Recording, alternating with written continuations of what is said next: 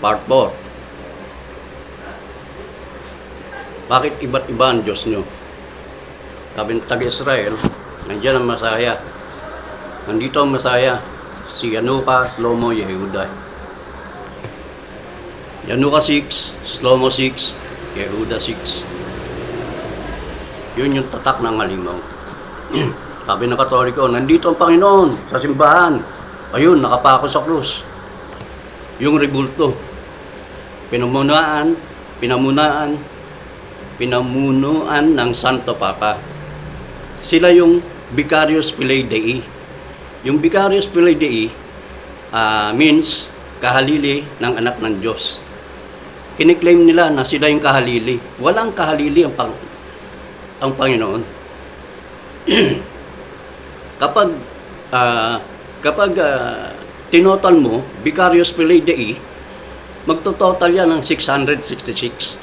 Kasi yung Vicarius, yung letter U, also, nung time na yon, letter V pa. Kaya may value din siya.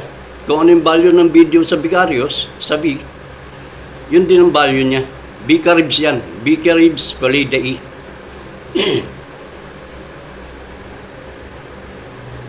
Kasi wala pa silang letter U noon.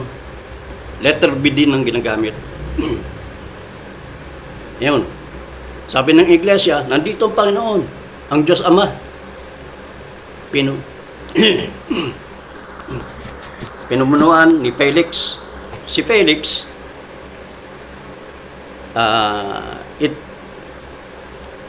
comes from a Latin word also, sa Roma rin. Felix, F-E-L-I-K-S. So, Felix 6, Waisagon 6, Manalo 6. Halimaw pa rin. Sabi ng Born Again Christian, JIL, MCGI, Jesus Ministries, nandito ang Panginoon. Kaso si Jesus pa rin ang dinala. Si Jesus, o Jesus, nanggaling sa Katoliko. Nabasa nila yung na manalangin sa Diyos na hindi nakikita. So, wala silang ngayon, wala silang rebulto. Pero, si Jesus pa rin ang dala.